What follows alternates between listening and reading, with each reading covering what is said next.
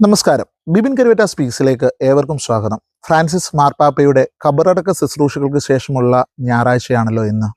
ലോകം ഉറ്റുനോക്കുന്ന ഒരു ലോക തലവന് എങ്ങനെയാണ് ഇത്ര എളിമയായ ജീവിതം കാഴ്ചവെക്കുവാൻ സാധിക്കുന്നത്?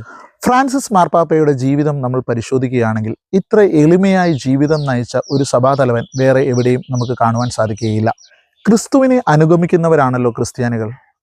ആ ഒരു വീക്ഷണത്തിൽ യഥാവിധം ക്രിസ്തുവിനെ അനുഗമിച്ച ഒരു മാർപ്പാപ്പയായിരുന്നു ഫ്രാൻസിസ് മാർപ്പാപ്പ. അധികാരങ്ങൾക്കും ലൗകിക ജീവിതങ്ങൾക്കും അപ്പുറം സാധാരണക്കാരുടെ ഇടയിലേക്ക് ഇറങ്ങിച്ചെന്ന ഒരു മാർപ്പാപ്പ. തൻ്റെ ജീവിതത്തിൻ്റെ ഉടനീളം സാധാരണക്കാരുമായി ഒരു സൗഹൃദം സ്ഥാപിച്ച മാർപ്പാപ്പ. സമൂഹം അവഗണിച്ചവരെ തൻ്റെ ഹൃദയത്തോട് ചേർത്ത് പിടിച്ച മാർപ്പാപ്പ. സ്ത്രീകൾക്ക് സ്ത്രീകളുടേതായ പ്രാധാന്യം നൽകിയ മാർപ്പാപ്പ. കുഞ്ഞുങ്ങളെ ഓടിച്ചെന്ന് ചുംബിക്കുകയും കെട്ടിപ്പിടിക്കുകയും ചെയ്യുന്ന ഒരു മാർപ്പാപ്പ. എങ്ങനെയാണ് ഒരു മനുഷ്യന് ഇത്ര ജനപ്രിയനാകുവാൻ സാധിക്കുക? അതിന് ഒരേ ഒരു മറുപടിയേ ഉള്ളൂ. ക്രിസ്തുവിനെ പൂർണ്ണമായി അറിഞ്ഞവർക്ക് ക്രിസ്തുവിൻ്റെ രീതിയിലേ പ്രവർത്തിക്കുവാൻ സാധിക്കുകയുള്ളൂ.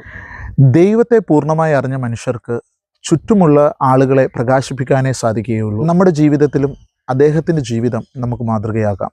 എളിമയോടെ, സ്നേഹത്തോടെ, കരുതലോടെ ചുറ്റുമുള്ള സഹജീവികളെ ചേർത്ത് പിടിക്കുവാൻ നമുക്ക് സാധിക്കട്ടെ. ലോകത്തെ സ്നേഹിച്ച വന്യ പുരോഹിത, സമാധാനത്താലും അടങ്ങുക. ഞങ്ങൾക്ക് വേണ്ടി പ്രാർത്ഥിക്കുക. സ്നേഹപൂർവ്വം നിങ്ങളുടെ സ്വന്തം ബിബിൻ കരുവേറ്റ.